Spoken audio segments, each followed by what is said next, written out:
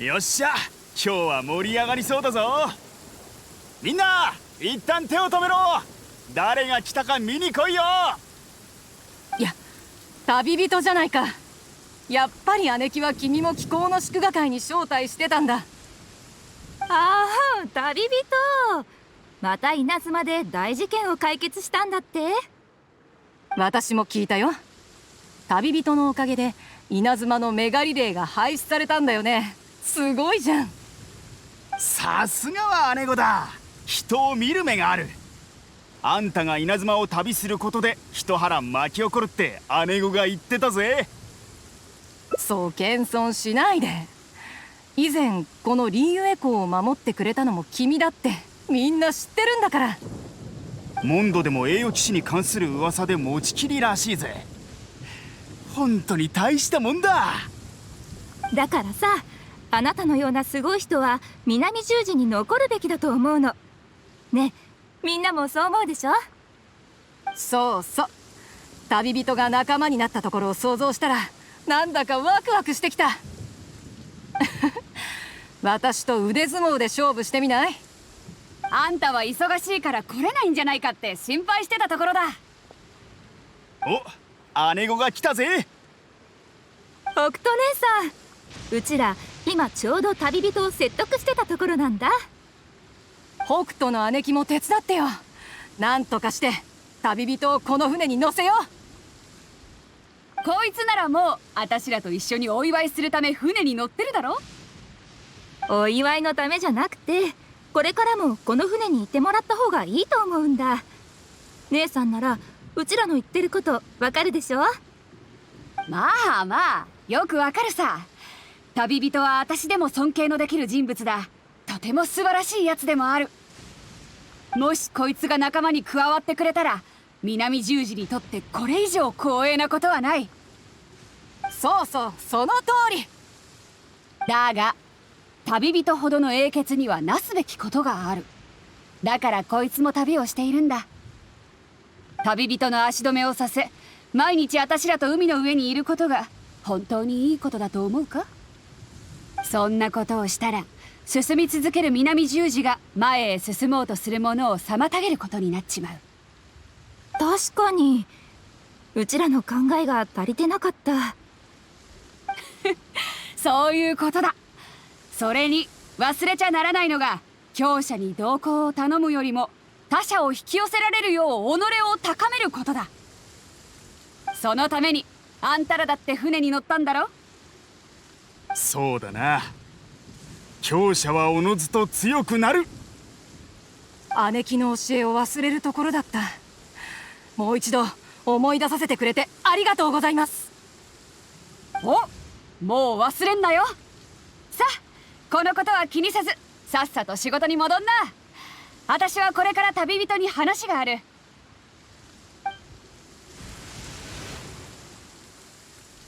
よく来てくれた。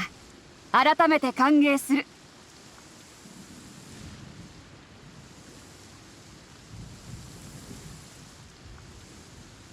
威厳？正直言うとその言葉はあんまり好きじゃないんだ。玉境内のお偉いさんっぽく聞こえるだろ。だがあんたの言ったことなら素直にそれを褒め言葉として受け取ろう。だがもし私がその噂に乗っかりそれを振りかざしていたら、きっと南十字はここまで来れなかっただろう。海の形は千変万化。南十字の棟梁として常に正しい航路を選ぶのが私の仕事だ。とはいえあいつらだって別に普段はあんな感じじゃない。みんな南十字の一員として誇りを持ってる。今日みたいにあんたを強く誘ったのもあんたを認めてるからだ。実力も人柄も申し分ない。だから彼らを悪く思わないでやってくれ。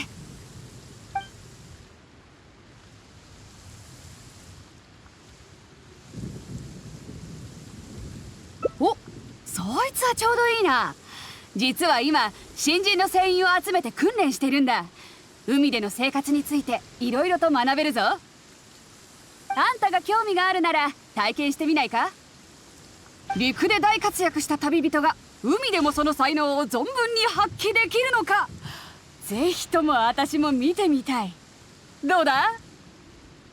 ならついてきな。面白いもんを見せてやる。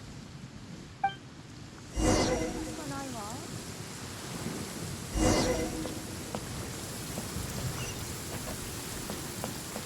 日も静かな一日だ。今副船長の十座が新入りに説明をしてる。あんたにとっちゃこの部分は退屈だろう。参加しなくていい。この説明が終わった後、新入りの希望と船員たちの判断によって2つの組に分けられる。で、より専門的な訓練を受けるんだ。そのうち1組は応急処置、気象観測、心理的なケアなど、海の上で生きるにあたり必要な総合知識を学んでもらう。彼らには今後安全な航海のための後方支援を担当してもらう予定だ。ちなみにそいつらは南十字の盾と呼ばれている。そうだ、さすが頭の回転が速いな。もう一組は南十字の矛と呼ばれている。彼らは海上での戦いについて学んでもらうんだ。つまり武装船員だな。また船体の貨物取引も彼らが担当することが多い。どうだ、あんたならどっちに興味がある？そうか、精進することを常に忘れないんだな、あんたは。まずは武装船員として最も基礎的な技術、小型船の操縦を学ぶことから始めよう。私と一緒に来い。上はどうなってるの？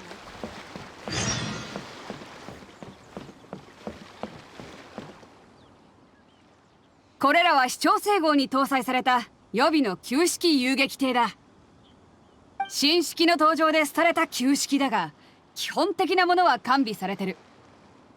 新入りに海戦演習を体験させるにはもってこいだ。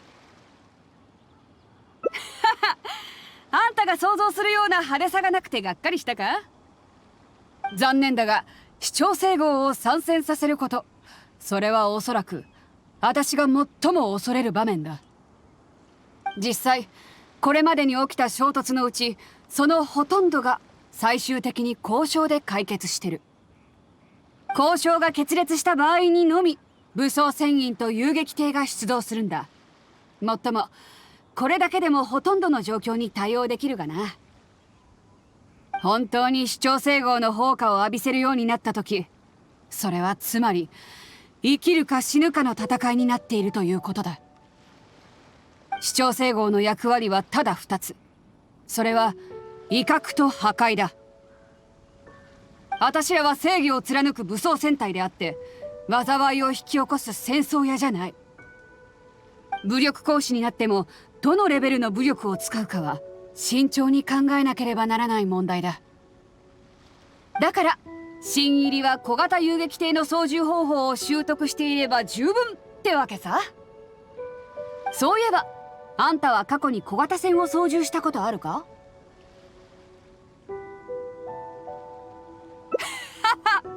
海の力をそこまで侮るやつはあんたが初めてだ。だが言い換えればあんたは経験豊富な熟練者ってことだろ。なら操縦をする上で大切なことをわざわざ私が言う必要もないな。演習の目標は至って単純。制限時間内に遊撃艇で規定のルートをたどってここに戻ってくればいい。準備ができたら始めよう。私はここであんたの腕前を拝見させてもらう。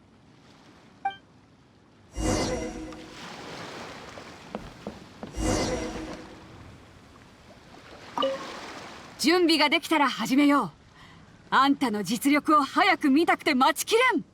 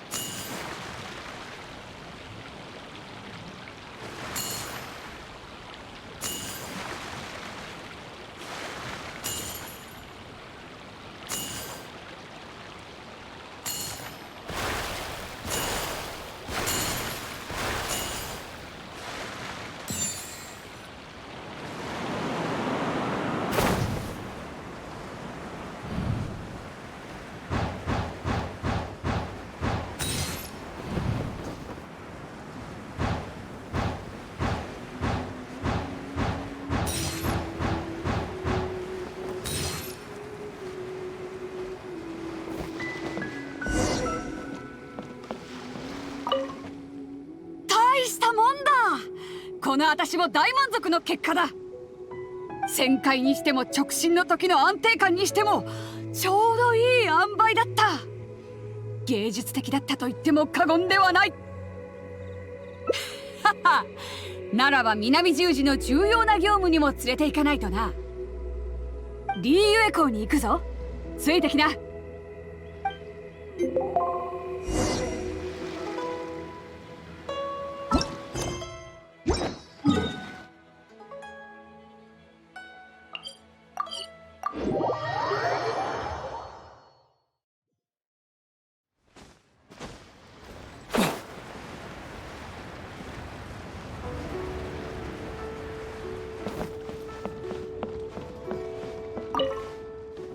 もう知っていると思うが、武装戦隊としての南十字は海上の護衛隊でもある。ほとんどが護送に関する仕事だ。さまざまな依頼主からの貨物を輸送することで報酬を得ている。だがそれ以外にももう一つ重要な業務を担っているんだ。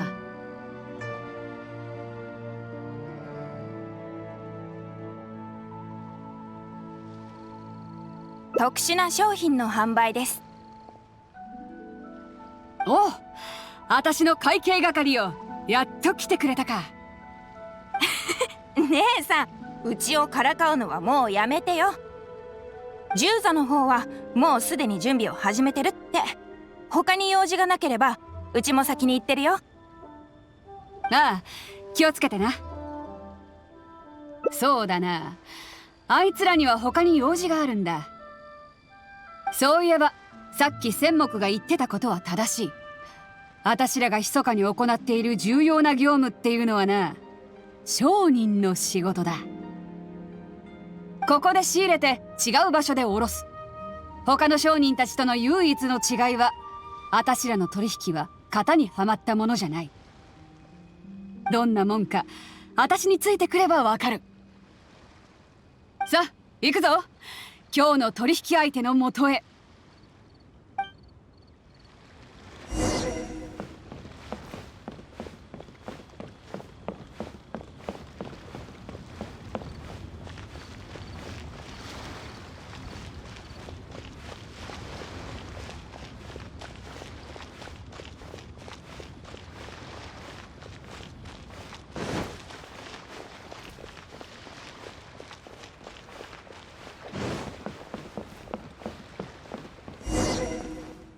新鮮な魚介はいかがですか？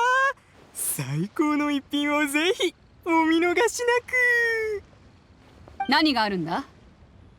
おーっとお客さん、うちは業者向けの魚屋なので何でも揃ってますよ。何をお求めでしょう？歯を抜いたスズキの頭がいい。歯が一本でもあったらいらない。おっと、スズキの葉は喉にも生えてるもんで、そうきれいには取れませんよ。ならばスズキの実をもらおう。腹に浮き袋が2つついてるのがいいな。1つでも少なかったらいらない。またお難しいことを。スズキには1つしか浮き袋がついていません。ならスズキの尻尾はあるか？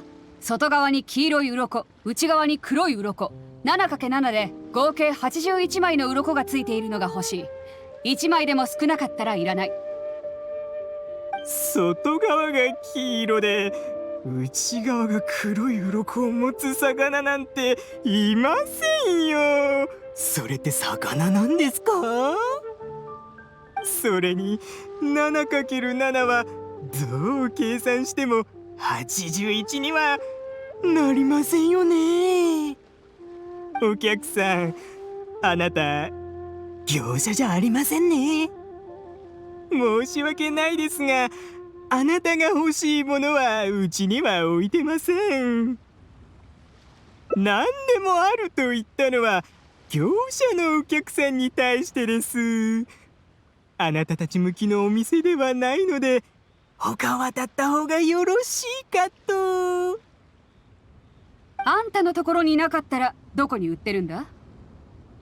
うちは業者向けの魚屋ですので、あなたたちみたいな方は一般客向けの魚屋に行くといいですよ。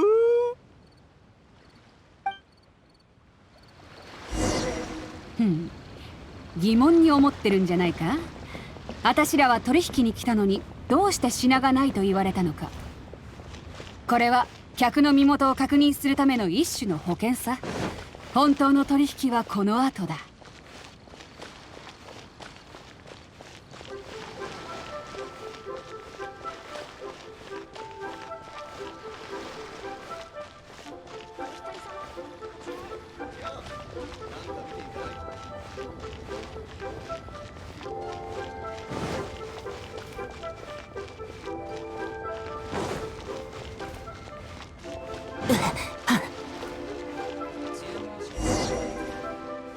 新鮮な魚介はいかがですか？どうぞ見ててください。ここは一般客向けの魚屋か？そうです。ここでは一般のお客さん向けに品物を売ってます。お二人は何をお探しで？鈴木の頭が欲しい。ありますよ。すべて歯が抜けた品です。あと鈴木の実はあるか？はい、お腹に浮き袋が2つついてます。それから鈴木の尾を2つ。もちろんございます。外が黄色で内側が黒の尾です。人が見ればまともな魚の尾だとは思わないでしょう。81枚どころか138枚、648枚。お客さんのお好きなものを選べます。よし、話のわかるいい店だ。その魚もらおうか。誠にありがとうございます。この注文表を隣の倉庫へ持って行ってください。はっはあなたたちはまごうことなき一般のお客さんですね。ここ一般客向けの魚屋の魚は今も海を泳いでいます。欲しい品があれば倉庫が船を手配して釣りに行くんです。では取引成立。他のためではなくただ新鮮なものを求めて。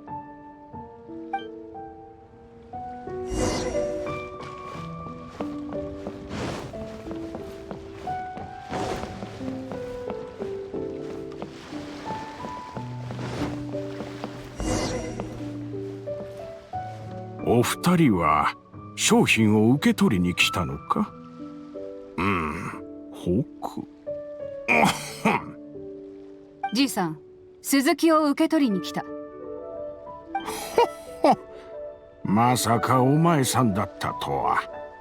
だがお前さんが相手でも規則は破れぬ。お二人が求める鈴木は業者向けのものではない。漁師が取ってくるまで待たないとならん。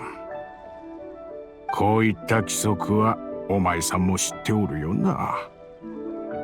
当たり前だ。漁で最も重要なのは時間と場所。海の波、海の月、海の風が揃うのを待つことだ。一つも欠けてはならん。さて、わしから質問じゃ。海の波はいつ起こる？夜半に響く漁民の歌。昇りし月の酔い具合は？酔わずに照らす市長星。海の風はどこへ向かう？幸運に帰して束の間の休息を得る。ああ、わかった。ならばそのように手配しよう。よし、リーユエ港でやることは以上だ。あとは戻って引き渡しを待てばいい。さっき会ったやつらは3人ともあたしらの仕事仲間だ。業者向けの魚屋だの一般客向けの魚屋っていうのはどれも人目を欺くためのものさ。鈴木はもちろん品物のことを指す隠語だ。歯、浮袋、鱗の数はそれぞれ規格のことを指している。最後、倉庫で話した内容で注文が完了する。要約すると、本日夜中に古雲閣で取引を行う。現れるまで市長生はそこで待っている。何が起こってるかは夜になればわかるだろう。そうだと言ったら、あんたはどうするつもりだ？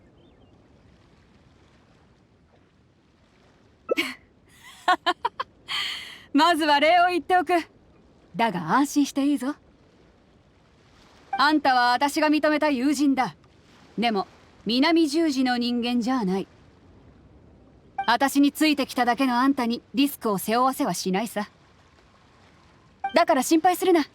少なくとも今日は規則に反するようなことはしていない。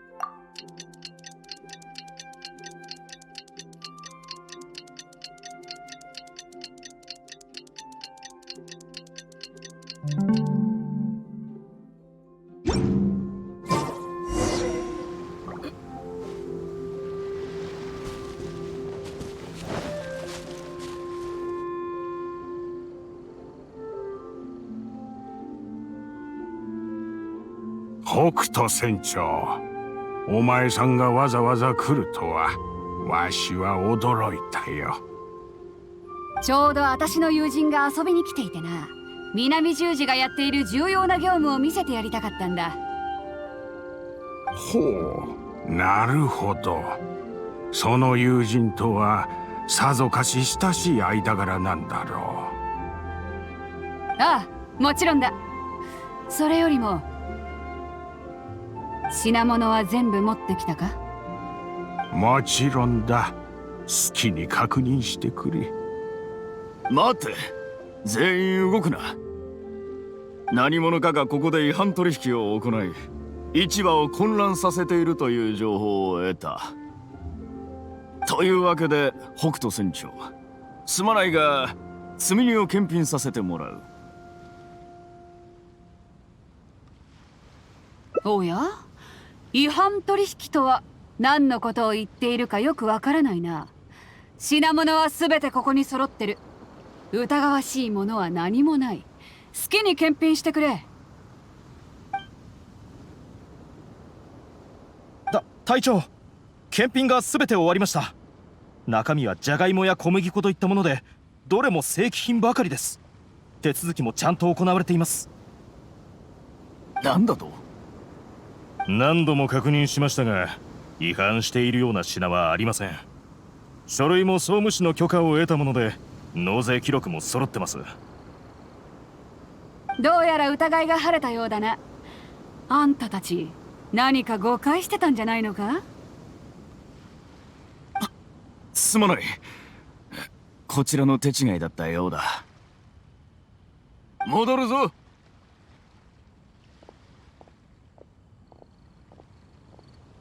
さすがは北斗船長、策士であられる。お前さんの友人はまだ理解してないようだな。気になることだらけだと思うが、少し歩かないか？順を追って説明する。ではわしはこれで失礼する。北斗船長、今後ともごひいきに。今日の怪しい行動を見て、何か裏の取引でもしているに違いないって思ったんだろ？実はな、総務士の人間にそう思わせたかったんだ。あんたは知らないかもしれないが、南十字戦隊の棟梁である私とリーユエ公の大英雄である旅人はな、二人とも総務市にある要注意人物の名簿に載ってるんだ。つまり私とあんたがリーユエ公に現れるたび、彼らは目を光らせてる。まあこれは敵意があってのことではなく、彼ら曰く私らのようなものが事故を起こさないようにするための予防らしい。まあこればかりは仕方ないな。この土地を守ることがあいつらの仕事なんだから。なんと言ったか、一点に集中しすぎると見えるものも見えなくなるだろ。そう、何か思い当たることがあったか？うちの会計係千目のことだ。あんたと私、それにジャガイモや小麦粉を隠れ蓑にすれば、彼女の方は安全に取引できる。何しろ総務士は千眼軍を連れて私らのところに来てるんだからな。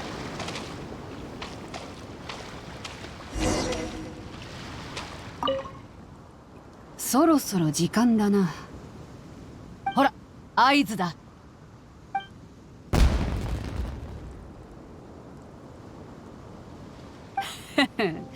今夜の本当の取引はこれで終わりだ。他に何かわからないことはあるか？もちろんだ。あの女を侮ったら痛い目を見る。だが私らがやりすぎない限り、あいつも深く追求しない。私たちがリーユエに危害を加えることはないと信じてるんだろう。それに総務士にはより厳重に保管された名簿がある。その中に書いてある名前は私にもわからない。だが私は知ってる。そこに書かれた人物や組織こそ七星が本当に警戒している相手だと。話が脱線したな。つまりある意味で私と行幸は共に事業をする仲間なんだ。あいつが欲しがってる奇妙な代物は私にしか手に入れることができない。説明するとかなり長くなるんだが、ある人にとって手の届くところにあるものでも、別の人にとっては命を助ける薬になることがある。だからこうした大した理由じゃない。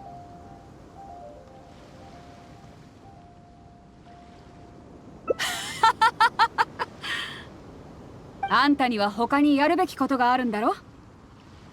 あんたがあれを詳しく知らない限り、そのリスクを背負うことにもならない。だから今は教えられない。悪いな。だがいつか大陸を横断し、あんたが家族を見つけ、全てが終わったら、あんたを再び迎えた時に詳しく話そうじゃないか。南十字はいつでもあんたを歓迎してる。また船の上で会える日を楽しみにしてるぜ。